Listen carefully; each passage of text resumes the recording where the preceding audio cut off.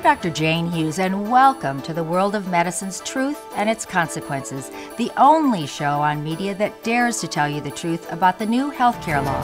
And I'm Dr. Chris Held. We have two very special guests today. Will our first distinguished guest please identify himself? I'm the President of the United States. Our second very special guest also needs no introduction. I'm not only everyone's grandmother, but I'm also here representing every senior, every child, and every grandchild in America.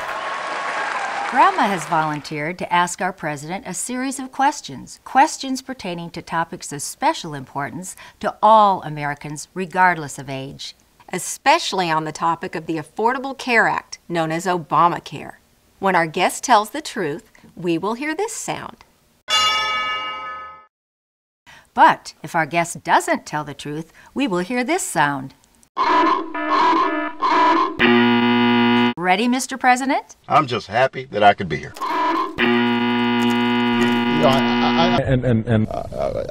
We understand, sir. Let's begin. Grandma, what's your first question for the president? Mr. President, under Obamacare, will we be able to keep our own doctors? Under our proposal, if you like your doctor, you keep your doctor. If you like your current insurance, you keep that insurance. Period. End of story. I knew it! I knew it! Not quite so, Mr. President. Many currently insured individuals will lose both their insurance plan and their physician, as employers opt to pay the fines rather than the more expensive mandated government plans.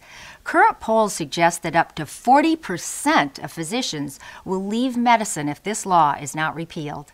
Next question. How much will our taxes have to go up to pay for Obamacare?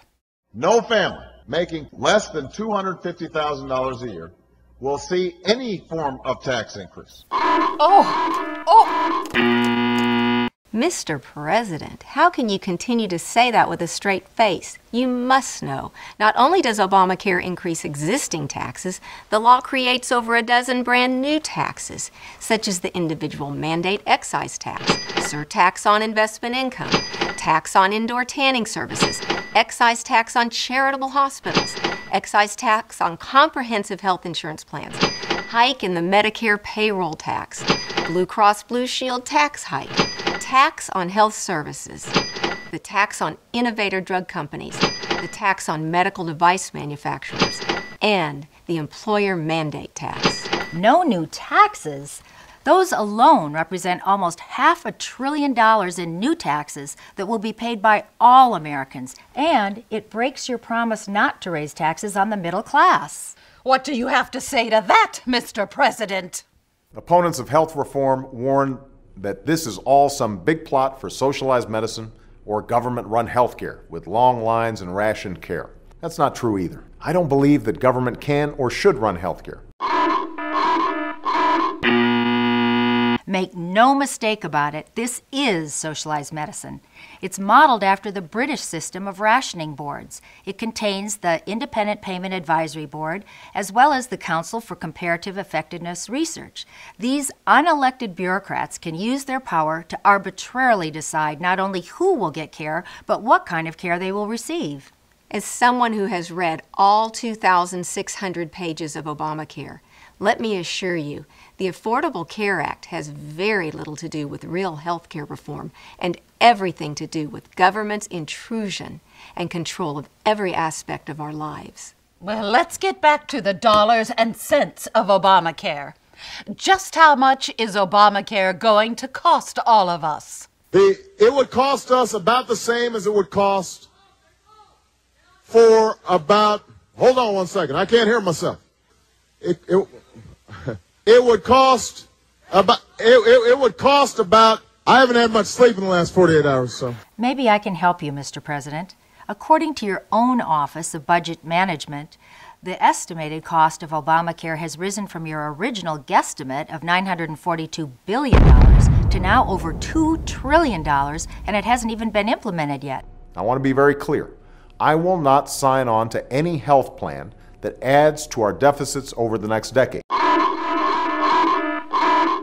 Not only does this law add $1.7 trillion of increased government spending in its first decade, after that, it's projected to add $1 trillion a year of increased entitlement spending, and all this while taking $700 billion away from Medicare. That's right, Grandma. Back on March 23, 2010, President Obama, Harry Reid, Nancy Pelosi, and the Democrats in Congress cut Medicare funding by $570 billion. And those cuts to Medicare have now grown to an estimated $716 billion. Sorry, I just remembered I need to be anywhere but here. Well, sir, thank you for joining us on Truth and Its Consequences. You're welcome back anytime. Bring that camera in here. Come on, bring it over here. On November 6th, I want you to listen to your grandmother. All of us have to stand up and to choose. Obamacare and every line of its 2,600 pages must be repealed and replaced with sensible reforms before it is allowed to destroy the greatest healthcare system in the world. If Obamacare is not repealed, your family's insurance coverage and healthcare decisions will be made for you by a small group of politically appointed government bureaucrats while raising your taxes and decreasing your healthcare options. Remember, we're not politicians, we're doctors. We don't treat Republicans or Democrats, we treat people.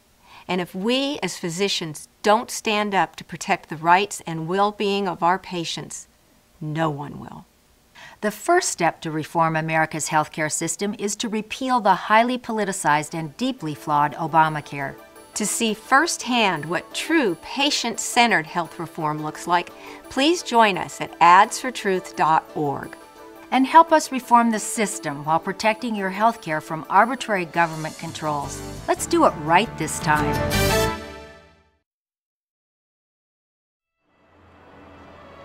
November 6th is our last chance to save our nation's healthcare system. So please join me in the voting booth and elect those dedicated to repealing the worst piece of legislation ever made into law. Obamacare must be repealed. It's up to us. It's up to all of us, whatever your age, race, color, creed, or political affiliation, because this doesn't just affect our elderly. It affects our nation's future, a future that I plan to be a part of. And that's why I'm voting to repeal Obamacare by winning back control of the U.S. Senate and the White House. Hurry, honey, we're running out of time.